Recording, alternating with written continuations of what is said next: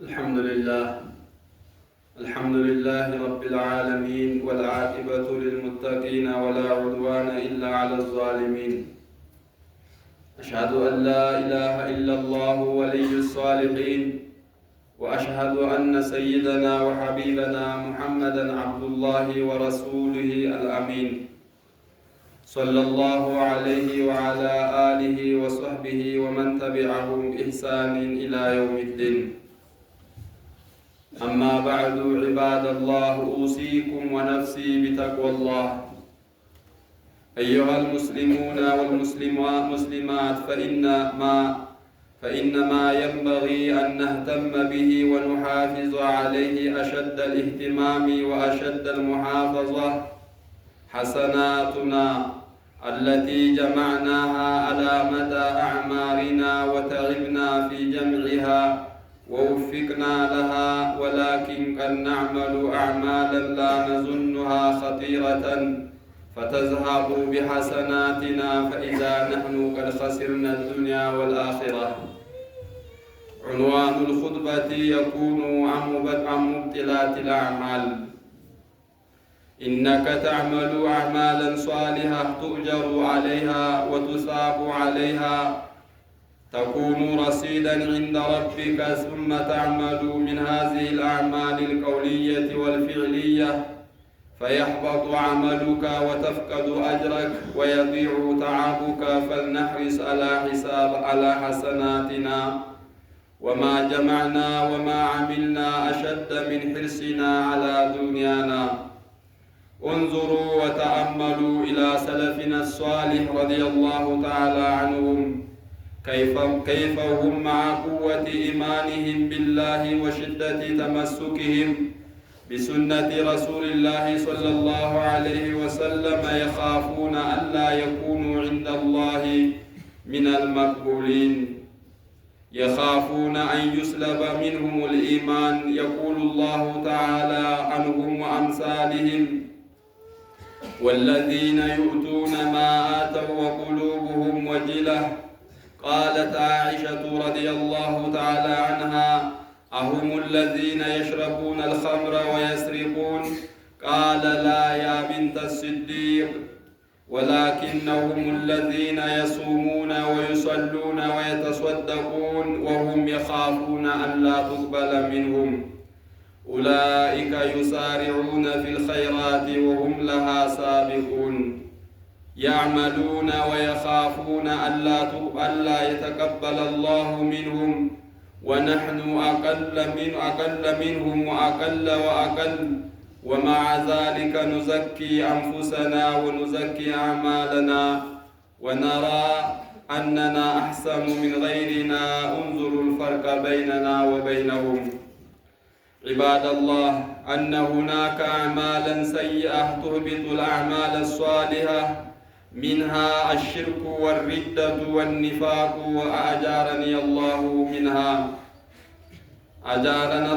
منها الرياء مما يحبط العمل، الذين يراءون الناس بأعمالهم الصالحة. وقال صلى الله عليه وسلم: إن أخوف ما أخاف عليكم الشرك الأصغر الرياء.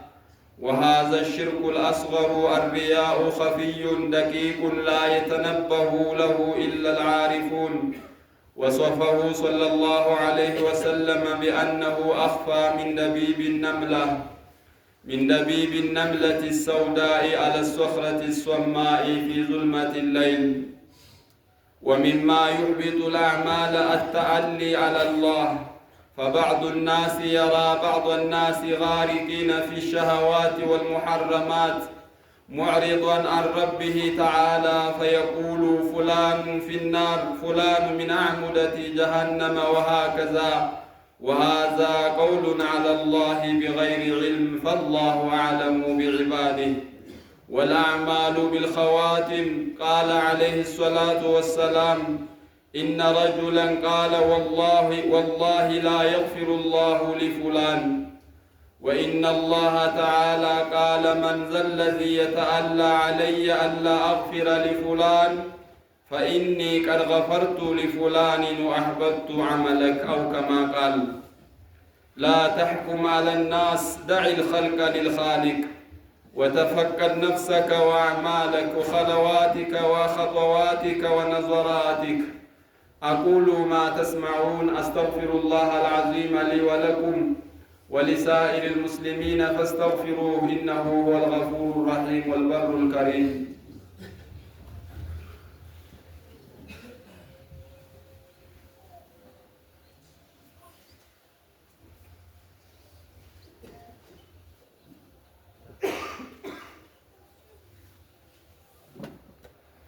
الحمد لله رب العالمين، والصلاة والسلام على أشرف الأنبياء والمرسلين وآله وصحبه أجمعين.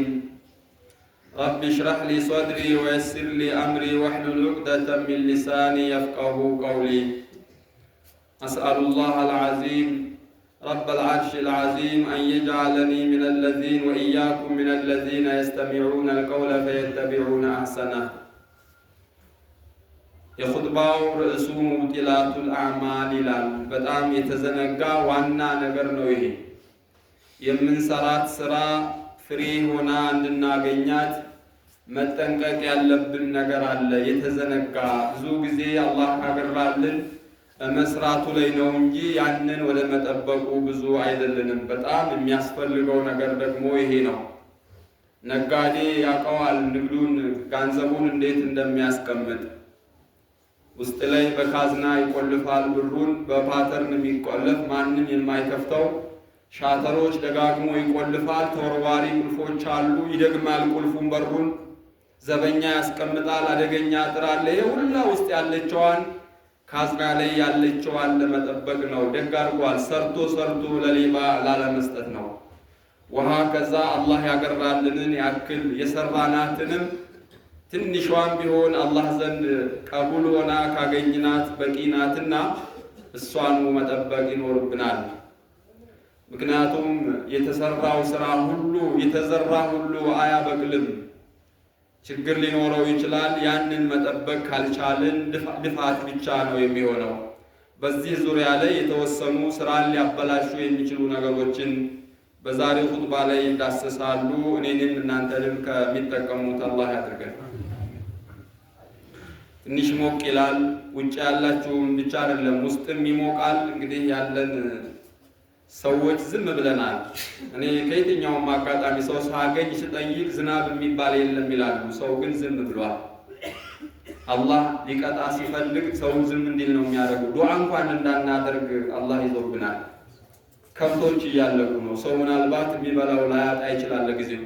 ከብቶች እያለቁ ነው፣ ደቡብ ሳይቀር ለምለም ሀገር።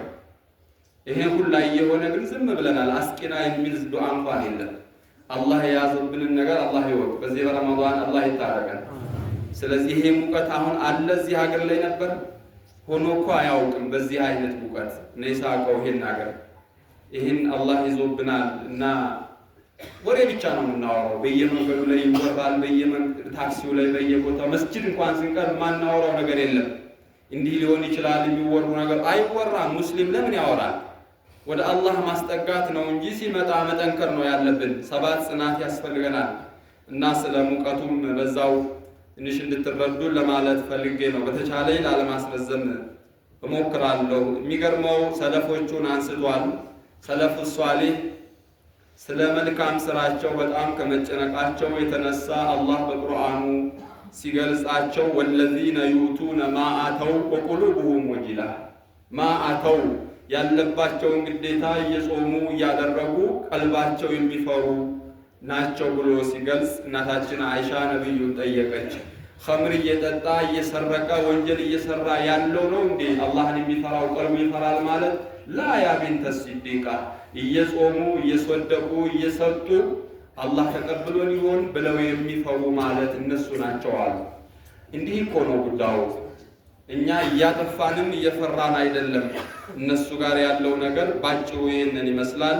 በብዙ ርቀት ላይ ሆነን ወንዘኪ አዕማለና ዛሬ ሰው በሳምንት ጁሙዓ ሰግዶ ጉራው እኮ አይቻልም፣ በቂው ነው ይመስለዋል። በረመዳን በአመት ገብቶ ተራዊህ ስለሰገደ የጨረሰ የሚመስለዋል። ሌላው ጉድለት እንዳለ ሆኖ የተሰራች ኸይር ነገርም ሳትኖር በቃ ደረቱን ነፍቶ የሚያደርግ ነገር አለ። ለማንኛውም ኸይር ስራ ያለችው ትብዛም ትነስም እሷኑ መጠበቅ ይኖርብናል። ስራን ሊያበላሹ የሚችሉ ነገሮች አሉ። ሌት ተቀን ብትሰራ ከዚህ በታች የሚዘረዘሩ ነገሮች ካሉ ስራ እንደሚከስር ነው። ከዛ ውስጥ ሽርክ ነው። አሽርኩ ቢላህ ያለበት ሰው የፈለገውን ያህል ቢሆን ስራ ሁሉ ውድቅ ነው። ወለኢን አሽረክተ ለይሕበጠነ ዐመሉክ በዜሮ ነው የሚባዛበት። ወነዑዙ ቢላህ። ኒፋቅም እንደዚያው ነው። ሪዳ ወነዑዙ ቢላህ። እነዚህ ነገሮች ሙሉ ለሙሉ የሚያወድሙ ናቸው። አላህ ይጠብቀን። ኺታማችንን አላህ ያሳምርልን። አይበለው በስተመጨረሻ በ11ኛዋ ሰዓት መንገድ ለቆ ቢሞት የደከመው ድካም ሁሉ ዜሮ ገብቷል። ወመእዋሁ ናር ይሆናል። ወነዑዙ ቢላህ። ስለዚህ መጠንቀቅ ያስፈልጋል። አሕሲን ኺታመና የምንለው ይህን ዱዓ ማድረግ አለብን። ሌላኛው ምናልባት የሚጠናወተን አብሮን ያለ ሪያ የሚባል በሽታም አለ። ሪያም ስራን ያበላሻል። እየሰራህ በሪያ ከሆነ ውድቅ ነው የሚሆነው። ይሄ ሪያ የሚባለው ደግሞ በጣም ረቂቅ እንደሆነ የአላህ መልእክተኛ ነግረውናል። አኽፋ ሚን ደቢብ ነምላህ። አነምላህ ጉንዳን ወይም ጩጫን ማለት ነው። እሷ የምትሄደው ደግሞ በሴራሚክ ላይ ጥቁር ሴራሚክ ላይ ሆኖ ጨለማ ሆኖ የእሷ ኮቴ እንዴት ይሰማል? ከዛ የረቀቀ ነው ብለዋል። እንዲህ የሰገድን ሊገባብን ይችላል። እዚህ በቆምኩበት ሪያ ሊገባው ይችላል። የምንጾመውም የምንቀራው ሁሉ ሪያ ሊገባበት ይችላል። ስለዚህ አንተ ሰርተሃል ይመስልሃል፣ ግን ለሪያ የተሰራ ይሆንና በአኼራ ባዶ ከሚሆኑት ውስጥ ይሆናል። ሌላኛው ለማፍጠን ነው። አረብኛውን ሰምታችሁታል። አረብኛ ያላነሳኋቸውንም እጨምራለሁ። አተዓሊ ዐለላህ ስራን ከሚያከስሩ ነገሮች ውስጥ በአላህ ላይ መማል። ምንድን ነው በአላህ ላይ መማል ማለት? አንዳንድ ሰው እንደው ራሱን ጻድቃን ያረግና ሌሎችን የሚያረክሳለ ገሌ ደግሞ እሱ አላህ አይምረውም እሱ የጀሃነም ብሎ የሚታፈርም አለ። እሱ ብቻ ወደ መስጊድ ስለመጣ እሱ መስጊድ ስላልመጣ። ይሄም ሌላኛው ትልቁ ስህተታችን ነው። ሰውን ምን አገባ? አንተ ምከር፣ አንተ ዝከር፣ አስተምረው፣ ንገረው እንጂ ከዛ ውጭ ላለው ነገር ላይ አንተ በአላህ ላይ ገብተህ ሁክም መስጠት የምትችለው ነገር አይደለም። በሐዲሳቸው የአላህ መልእክተኛ ኢነ ረጁለን ቃለ ወላሂ ላ የግፊሩ ላሁ ሊፉላን፣ እንዳውም ይሄ ጓደኛው ነበረ ይላሉ። በጣም ይሄ ጓደኛው ሲበዛ አላህን የሚፈራ ነው። ያኛው ጓደኛ ደግሞ በዛ ተቃራኒ ነው የነበረው። ይመክረዋል፣ ጠዋት ማታ ቢዘክረው ቢመክረው እምቢ ሲለው ወላሂ ላ የግፊሩ ላሁ ለክ። ይሄ እንግዲህ የተነሳበትን ሀሳቡን ይዩት። መክሮት ወንጀል ላይ ተዘፍቀህ አንተን አላህ አይምርህም ብሎ ተናገረ። ምን ዘለዚ የተአላ አለይ ያለ አላህ ማን ነው በኔ ላይ ገብቶ የሚምለው? ደግሞ አንተ ነህ እንዴ መማርንና አይምርህም ትምር አንተ ታውቃለህ። እንዲያውም እሱን ምሬው ያንተን አበላሽሁት አለው። እሱን ወደ ጀሃነም ያኛውን ደግሞ ወደ ጀነት አደረገው። አያገባንም እንዲህ አይነት ነገር ላይ ተተቡ ዐውራትና ሰዎች ላይ የምንፈርደው ነገር ስራን እንደዚህ ያከስርብናል። ደዒል ኸልቀ ሊልኻሊቅ፣ እሱ ለራሱ መስጠት ነው። ከቻልክ ዱዓ አድርግለት፣ ከቻልክ ምከረው እንጂ ከዛ ውጪ አንተን እንደ ጻድቃን አይተህ ሰውየው ላይ የምትፈርደው ነገር ያንተን ዑጅብ እኮ ነው። ይሄ ዑጅብ ነው፣ በራስ ስራ መኩራት ማለት ነውና ስራን ያበላሻል። ተፈቀድ ነፍሰከ ወአዕማለክ፣ የራስህን ስራ መፈተሽ ይገባል። ሌላው ስራን ከሚያበላሹ ነገሮች ውስጥ በጣም እየተሰማኝ ነው እንደሚሞቃችሁ፣ ምንም ማድረግ አልተቻለም። ያው ኢትያኑ ሰሐረቲ ወልኩሃን ወልዓራፊን፣ ጠንቋዮች ዘንድ ድግምተኞች ዘንድ መሄድ፣ አዋቂ የሚባሉ ዘንድ መሄድም ስራን ያበላሻል። ሱብሃንአላህ፣ ይሄ ብዙ ሰው የሚፈተንበት ነገር ነው። ተሳሐለ ፊህ ከሲሩ ሚነናስ፣ ብዙ ሰው በዚህ ጉዳይ ላይ ገብቶበት ታያለህ። በብዛት ሴቶች፣ እስኪ የሩቃ ቤት አካባቢ ላይ ሂዱ፣ የሚበዙት ሴቶች ናቸው። የጅን ወሬ ባይታመንም ሲለፈልፍ የሚለው ገሊት ናት፣ ገሌ አድርጋብኝ እንዲሆና። ይሄ እንዲህ አይነት ነገሮች በጣም እየበዙ ነው ያሉት። ይሄ የዱንያ አኼራው የሚያጠፋ ነገር ነው፣ ስራንም ያከስራናል ነው የሚለው። ተጂዱሁም ይሰሉነ ፊል መሳጅድ፣ መስጂድ ሲሰግድ ቆይቶ ሊወጣ ይችላል።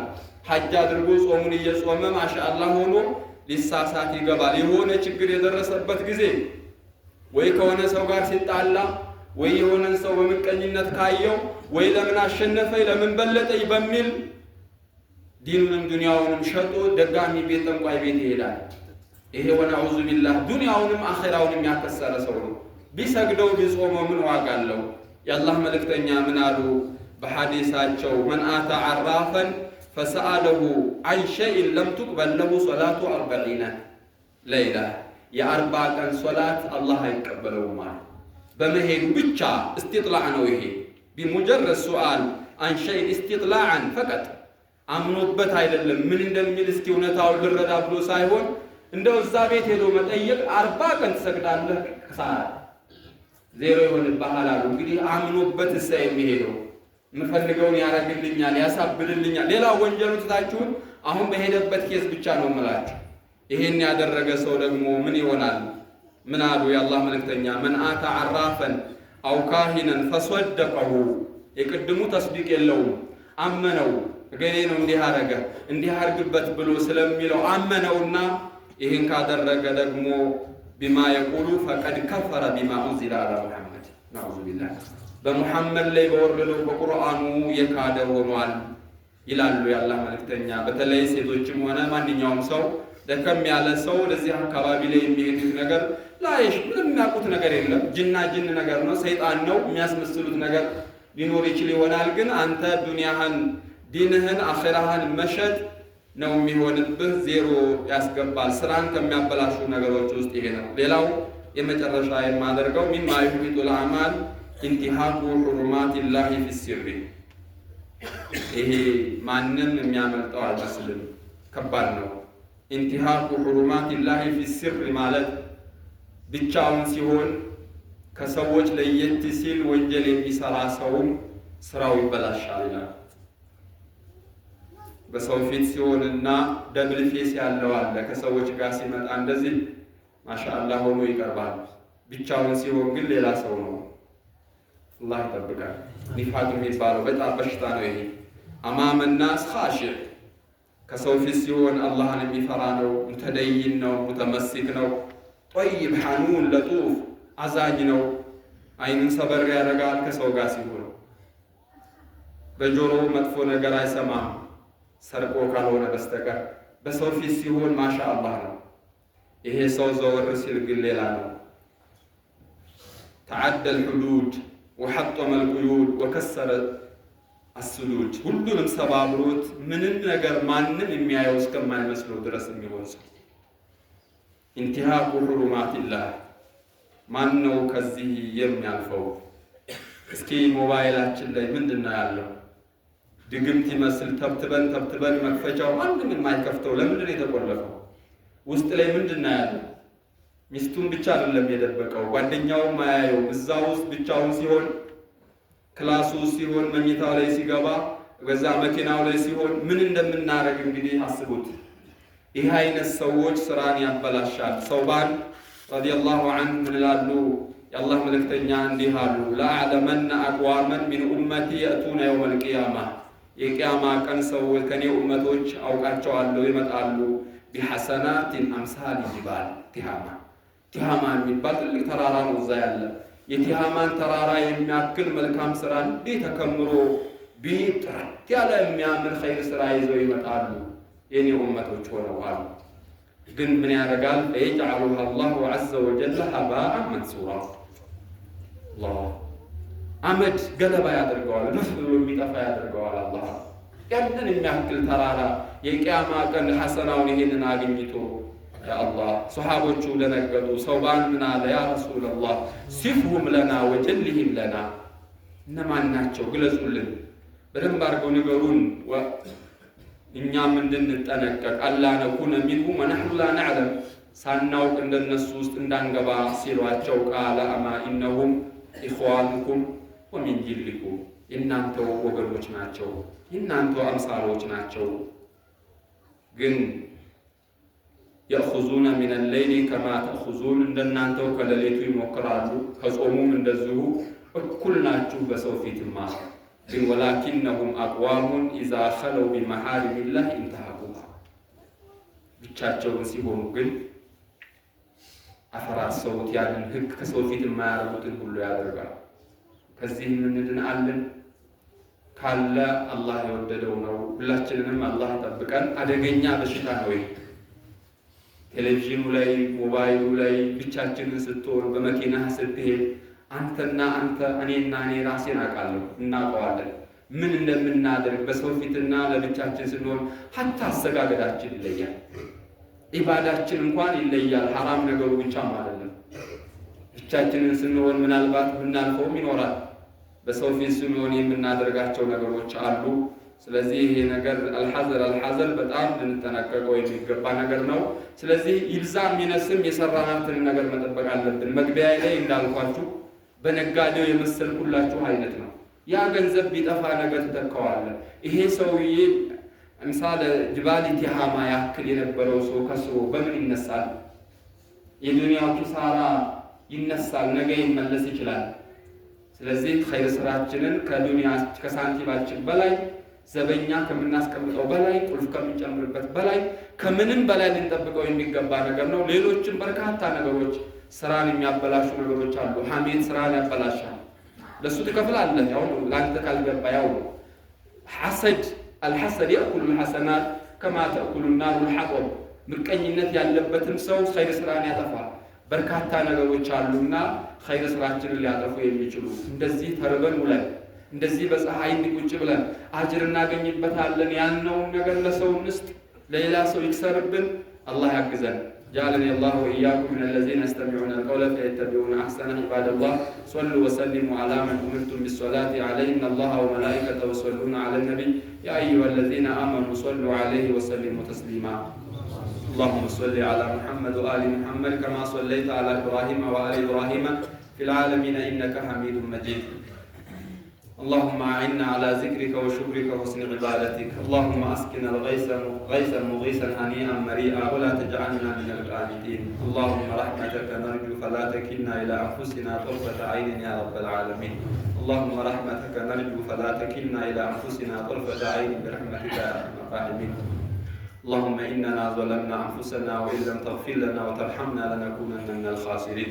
اللهم لا تجعل الدنيا أكبر همنا ولا مبلغ علمنا ولا تسلط علينا بذنوبنا من لا يخافك ولا يرحمنا. اللهم لا تسلط علينا بذنوبنا من لا يخافك ولا يرحمنا يا رب العالمين. اللهم اغفر للمؤمنين والمؤمنات والمسلمين والمسلمات الأحياء منهم والأموات إنك سميع قريب مجيب الدعوات يا رب العالمين. اللهم تقبل منا القليل واعف عنا الكثير ولا تؤاخذنا بالتقصير. غفرانك ربنا وإليك المصير. ربنا آتنا في الدنيا حسنة وفي الآخرة حسنة وقنا عذاب النار. عباد الله إن الله يأمر بالعدل والإحسان وإيتاء ذي القربى وينهى عن الفحشاء والمنكر والبغي يعظكم لعلكم تذكرون. فاذكروا الله العظيم الجليل يذكركم واشكروه على آلائه يزدكم ولذكر الله أكبر والله يعلم ما تصنعون.